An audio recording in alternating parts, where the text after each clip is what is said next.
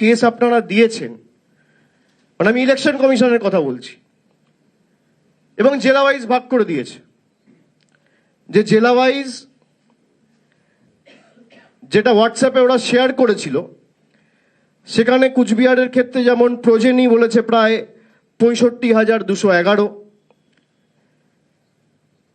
যাদের বয়সের সমস্যা রয়েছে এমন কেস রয়েছে প্রায় 45,596, বাবার নামের সাথে মিসম্যাচ রয়েছে এমন কেস রয়েছে প্রায় 2,77,994,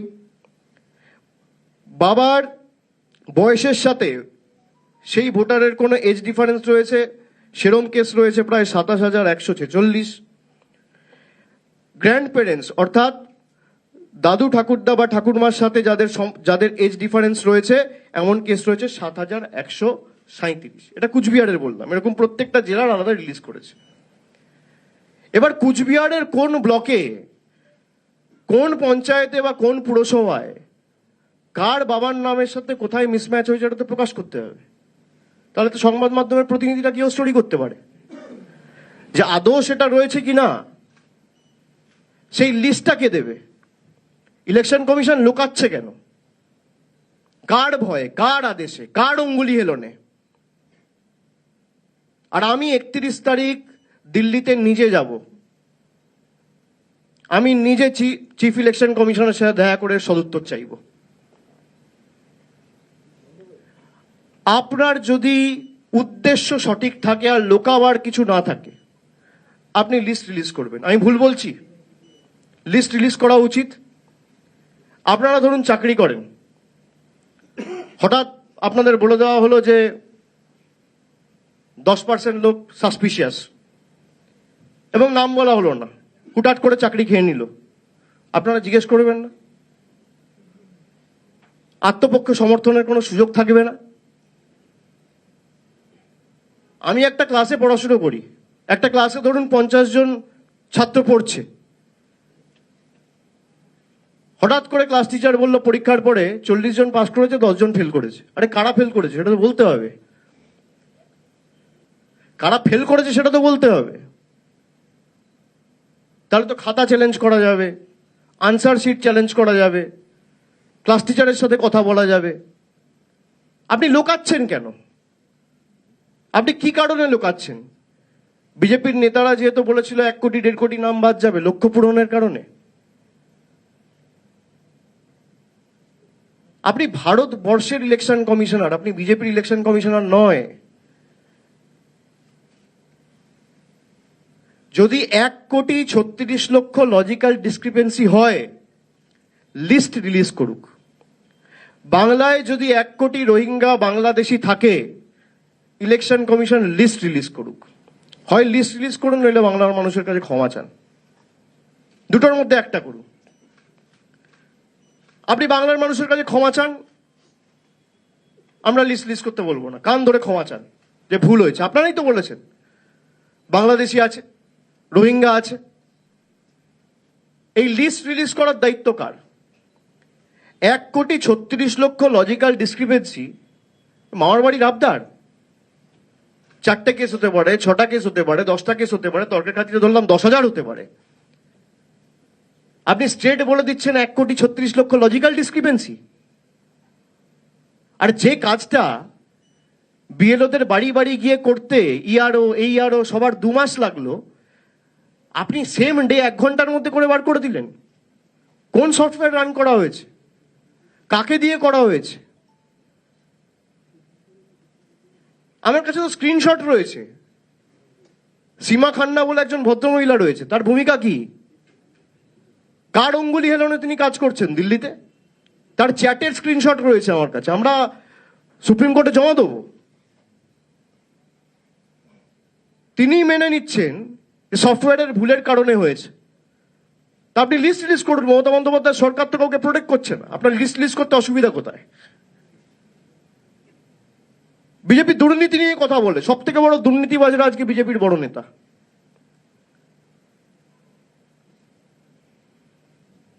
যারা সাম্প্রদায়িক সম্প্রীতি নষ্ট করে দাঙ্গা করে ক্ষমতায় এসছে, তারা সাম্প্রদায়িক সম্প্রীতি নিয়ে কথা বলবে। নামটা সীমা খান না, আবার বলছি, DGIT attach to election commissioner of India. আর তার যদি ক্ষমতা থাকে আমার বিরুদ্ধে মিথ্যা মামলা করুক, আমার কাছে চ্যাটের স্ক্রিনশট রয়েছে। সীমা খান্না কে? কোন সফটওয়্যার রান করে আপনি 1,36,00,000 বাঙালিকে সাসপিশিয়াস লিস্টে ঢোকালেন? কি করে আপনি করতে পারেন? আর আপনি করুন, আপনি 2 কোটি করুন, 3 কোটি করুন, আপনাকে লিস্ট রিলিজ করতে হবে। প্রত্যেকটা পার্টির প্রতিনিধি গিয়ে যাচাই করবে। তৃণমূলের প্রতিনিধি যাবে, বিজেপির প্রতিনিধি যাবে, কংগ্রেসের যাবে, সিপিএম এর যাবে, সাংবাদিক বন্ধুরা যাবে। লিস্ট কেন রিলিজ করা হচ্ছে না? আমাকে বলা হলো তুমি ভুল করেছো, আর আমি কি ভুল করেছি আমাকে বলতে হবে তো।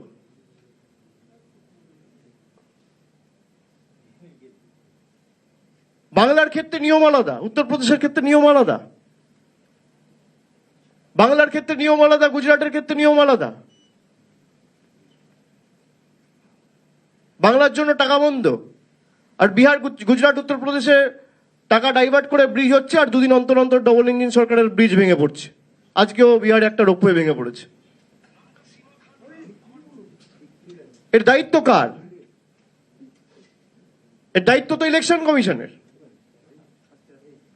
ইলেকশন কমিশনের কাছে যদি লোকানোর কিছু না থাকে তাহলে নাম রিলিজ করছে না কেন?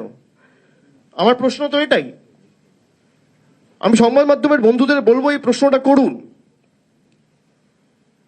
আমরা একাধিক কেস দেখেছি বাংলা জুড়ে, এরকম 100-র উপর কেস আছে। আমি জেলা ধরে ধরে আপনাদের ব্রেকআপ দিয়ে দিতে পারি। যারা বেঁচে রয়েছে এবং তাদেরকে মৃত হিসেবে ঘোষণা করে দেওয়া হয়েছে। ডানকুনিতে আমাদের একজন কাউন্সিলর আছে সূর্য বলে, তাকে ডেট দেখিয়ে দিয়েছে।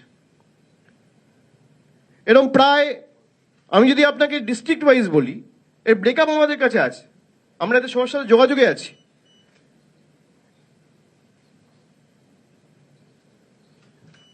দক্ষিণ 24 পরগনায় 24 জন আছে, কুচবিহারে 16 জন আছে, পূর্ব বর্ধমান থেকে এখনো 9 জনের উপর আমরা খোঁজ পেয়েছি যারা জীবিত রয়েছে, মৃত দেখিয়ে দেওয়া হয়েছে।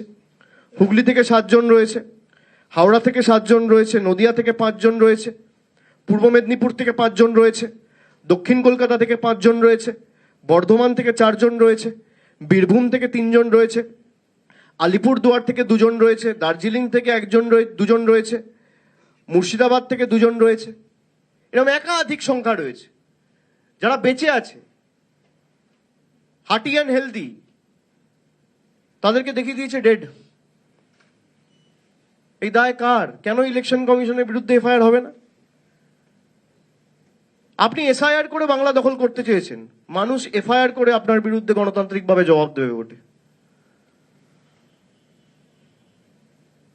কিসের বেসিসে? আপনার কাছে যদি জাদুকাঠি থাকে যে আপনি 7 কোটি ডেটা 1 ঘন্টার মধ্যে দেখে আপনি রিলিজ করে দিচ্ছেন যে লজিক্যাল ডিসক্রিপেন্সি রয়েছে, কি জাদুকাঠি রয়েছে আপনার কাছে? আমরা তো জানতে চাই কিসের বেসিসে। আর এই লিস্ট যদি রিলিজ না করা হয়, আমরা একটা সময়সীমা আগামী 31 তারিখ বেঁধে দিয়ে আসবো। 31 তারিখ আমাদের সময় দিয়েছে। আমরা দিল্লিতে ইলেকশন কমিশনের অফিসে যাব, নির্বাচন সদনে গিয়ে আমাদের যা বলার বলবো। আর যদি এই লিস্ট না রিলিজ করা হয়, ইলেকশন কমিশনের অফিস ঘেরাও হবে। আপনার দায়বদ্ধতা মানুষের প্রতি, বিজেপির প্রতি নয়। I repeat, Gyanesh Kumar is the election commissioner of India, not government of India. He is answerable to the people of this country. যদি ভাবে বিজেপির অঙ্গুলি হিলনে আমি যা ইচ্ছা তাই করব আর প্রশ্ন করার কেউ নেই, আপনাদের যত গায়ের জোর আছে আপনারা প্রয়োগ করুন, মানুষের হয়ে প্রশ্ন তো আমরা করবই। লজিক্যাল ডিসক্রিপেন্সির ডেটা ইলেকশন কমিশনকে রিলিজ করতে হবে। হয় আপনি রিলিজ করুন, নইলে বাংলার মানুষের কাছে কান ধরে ক্ষমা চান। দুটোর মধ্যে একটা করুন, যে আমাদের ভুল হয়েছে। হঠাৎ করে তারপর ফাইনাল ভোটার লিস্ট রিলিজ করা হবে, তখন দেখবেন এর নাম নেই বিহারের মতো। বিহারের সাসপিশিয়াস লিস্ট ছিল 28 লাখ, তার মধ্যে ফাইনালি 3.5 লাখ ডিলিটেড, আর 24 লক্ষ লোক অ্যাকোমোডেটেড রয়েছে ফাইনাল ইলেকটরাল রোলে। 24 লাখ লোক। আর বাংলার ক্ষেত্রে সেটা করে দিয়েছে 1,36,00,000। তার মধ্যে 6টা ক্যাটেগরি করে দিয়েছে। বাবার নামের মিসম্যাচ, বয়সের পার্থক্য, পদবিতে বানান ভুল। হতেই পারে, আপনি লিস্ট রিলিজ করুন কোন পাড়ায় কার পদবীর বানান ভুল, তাকে তো তার সার্টিফিকেট নিয়ে যেতে হবে, ক্লেম অ্যান্ড অবজেকশনে তো সে সুযোগ পাবে। আমি জানতেই পারলাম না, আমার কাছে নোটিশই এলো না, হঠাৎ করে আপনার নাম বাদ। আপনাকে যদি কোনো সুযোগ না দিয়ে চাকরি থেকে বার করে দেওয়া হয়, যে you are hereby suspended from the service, we are hereby terminating our agreement of granting employment, আপনি কি করবেন? আপনাকে কোনো সমর্থনের সুযোগ দেওয়া হলো না, স্ট্রেট বাদ দিয়ে দেওয়া হচ্ছে। কি বাদ, কেন বাদ, কবে বাদ, কিছুই জানি না। এ কোথাকার নিয়ম?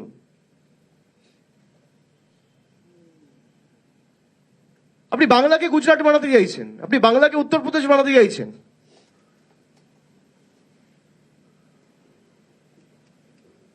বাংলা বিপ্লবীদের মাটি, এই বাংলা বশ্যতা স্বীকার করে না।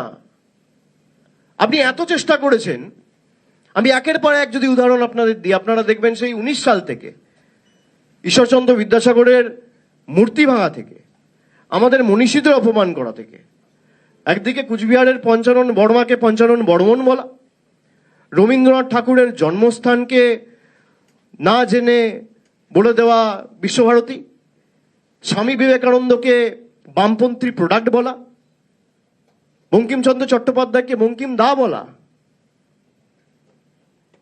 সাথে যেন ব্যাডমিন্টন খেলতো, বঙ্কিম দা। আরে মাথা নিচু করে নাম নিতে শিখুন।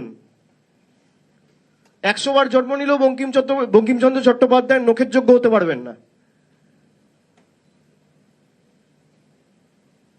সেখান থেকে শুরু করে এদের সাংসদ নেতারা রামমোহন রায়কে বলছে ব্রিটিশদের দালাল।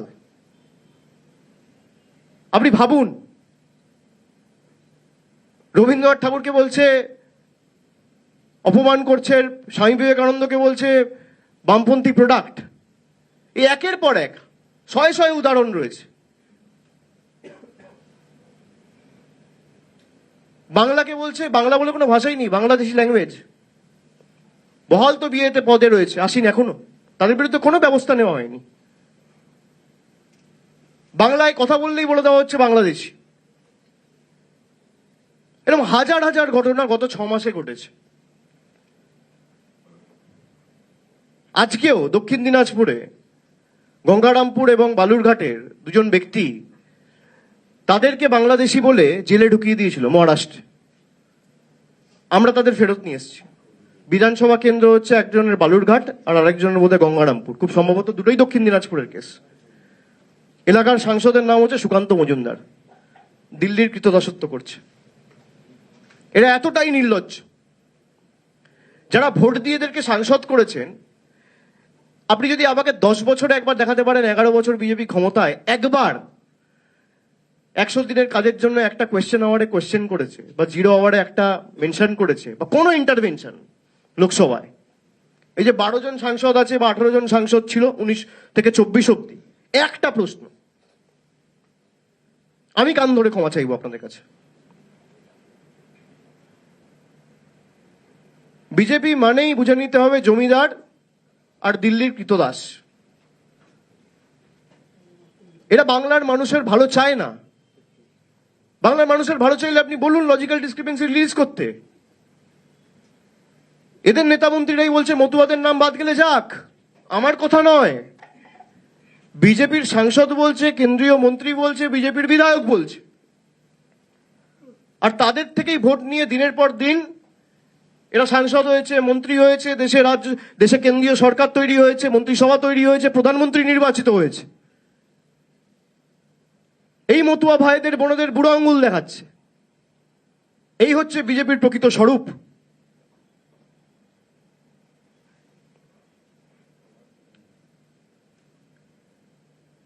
এবং এই কারণেই আমরা বিজেপিকে চ্যালেঞ্জ করছি। আমরা যেমন 24-এর আগে বলেছিলাম, প্রধানমন্ত্রী সেখানে বলেছিল 1000 करोड़ रुपया दिया है आपके लिए।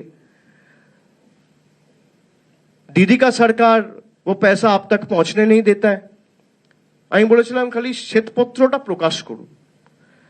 আপনি বলছেন আবাসের জন্য 50,000 কোটি টাকা দিয়েছি, খুব ভালো কথা, প্রমাণটা দিতে হবে। 50,000 কোটি উড়ে উড়ে আসে না, ব্যাংকের মাধ্যমে, ব্যাংকিং ট্রানজাকশনের মাধ্যমে আসে। আপনি শ্বেতপত্র প্রকাশ করুন, কেউ তো বারণ করছে না। টাকাটা দিয়েছেন, তার ব্যাংকিং ট্রানজাকশন বা একটা ব্যাংকের স্টেটমেন্ট বা কোনো একটা ট্রানজাকশন ডিটেলস আপনাকে তো প্রকাশ করতে হবে। আজকে 2 বছর 2.5 বছর হতে চললো, এখনো প্রকাশ করতে পারেনি। ইলেকশন কমিশনকে চ্যালেঞ্জ করলাম আজকে,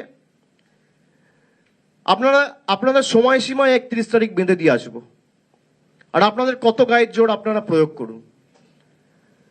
2019-এও করেছেন, 2021-এও করেছেন, 2024-এও করেছেন, 2026-এও আপনাদের দেখাবো বাংলার ক্ষমতা কি। এই একের পর এক বাংলার উপর যে আক্রমণ, আমি যে উদাহরণগুলো আপনাদের দিলাম, রাজা রামমোহন রায় থেকে শুরু করে, স্বামী বিবেকানন্দ থেকে শুরু করে, মা শারদাকে নিয়ে কুরুচিকর কার্টুন তৈরি করা, প্রজাতন্ত্র দিবসে নেতাজি সুভাষচন্দ্র বসুর ট্যাবলো বাতিল করা, সেখান থেকে মা দুর্গার বংশ পরিচয় নিয়ে প্রশ্ন তোলা, এগুলো তো বাংলার মানুষ ভুলে যায়নি। রামকৃষ্ণ পরমহংসদেবকে অশিক্ষিত বলা, বিশ্বভারতীর ফলক থেকে রবীন্দ্রনাথ ঠাকুরের নাম মুছে দেওয়া, অমিত শাহের অধীনে থাকা দিল্লি পুলিশ খালি বাংলায় কথা বলেছে বলে সোনালী খাতুনদের বাংলাদেশে ডিপোর্ট করে দিয়েছে। এই কারণে আমরা আগামী 2 তারিখ থেকে একটা কর্মসূচি শুরু করছি, যে বিজেপি সর্বশক্তি প্রয়োগ করে বাংলাকে লাঞ্ছিত, বঞ্চিত, নিপীড়িত করার যে প্রচেষ্টা দীর্ঘদিন ধরে চালাচ্ছে, সেটা এক ধাপ আরো এগিয়ে নিয়ে গিয়ে এসআইআর করে বাংলার মানুষকে ভোটার তালিকা থেকে বাদ দেওয়ার যে ষড়যন্ত্র করেছে, বাংলার উপর যে আঘাত, বাংলার উপর যে হামলা, তার বিরুদ্ধে মানুষ সোচ্চার হবে এবং বাংলা আগামী দিন বাংলার ক্ষমতা দেখাবে। আমি 2 তারিখ থেকে রাস্তায় থাকব। আমি বলেছিলাম 28 তারিখ যে যখন এসআইআর হবে, এসআইআর চলাকালীন আমার রাস্তায় মানুষের সাথে দেখা হবে।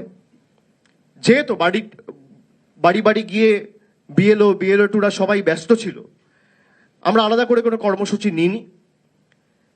কিন্তু আপনি যদি আপনার পলিটিক্যাল এজেন্ডা কে সার্ভ করার জন্য ইলেকশন কমিশনের মতো ইনস্টিটিউশনকে বিক্রি করে দেন বিজেপির পায়ে, তাহলে বাংলার মানুষ বা তৃণমূল কংগ্রেস কিন্তু ছেড়ে কথা বলবে না।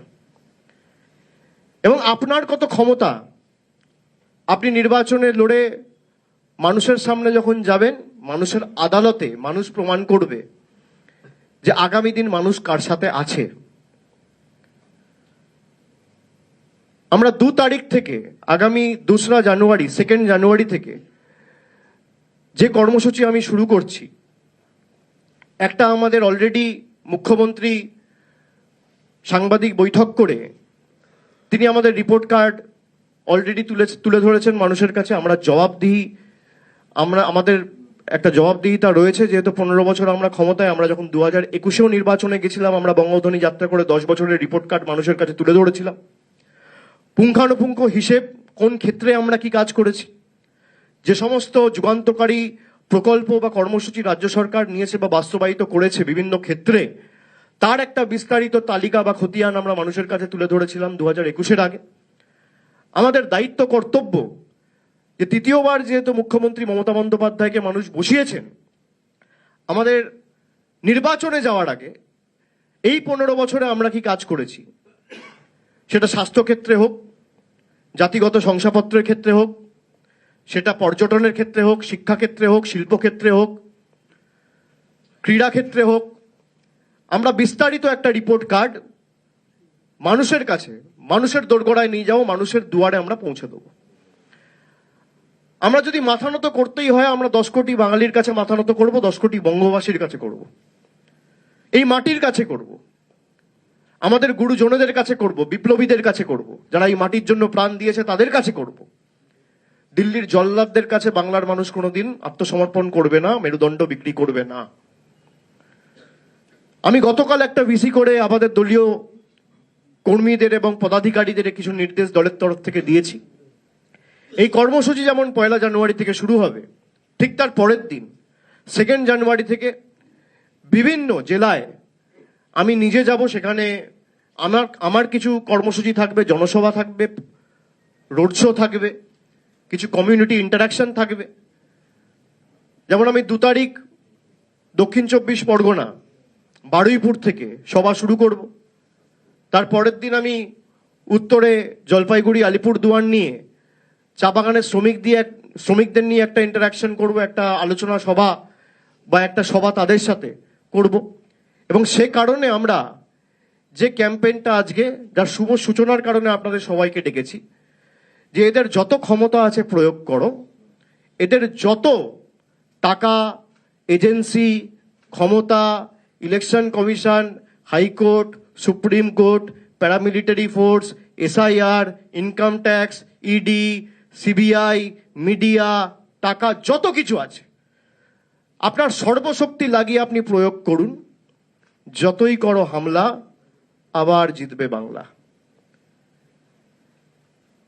এই কর্মসূচিকে সামনে রেখে আগামী 1 মাস আমি রাস্তায় থাকব।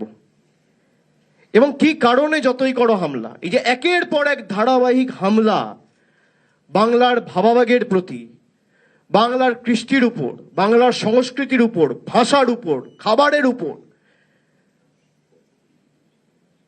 একজন চিকেন প্যাটিস বিক্রি করছে, তাকে মারা হচ্ছে। বিজেপি ক্ষমতায় না এসে যদি চিকেন প্যাটিস বিক্রেতাকে মারে, তাহলে ভাবতে পারছেন বাংলায় যদি এরা ক্ষমতায় থাকতো কি করত? 70 জন এমএলএ নিয়ে যদি একটা রাজনৈতিক দল একটা গরিব ছেলে চিকেন প্যাটিস বিক্রি করছে বলে তাকে মারছে, কোথায় মারছে? গীতা পাঠের অনুষ্ঠানে মারছে। বাপের জন্মে গীতা পড়েনি। গীতা যদি পড়তো এই কাজ করতো না। একটা শ্লোক বলতে পারবে না গীতার।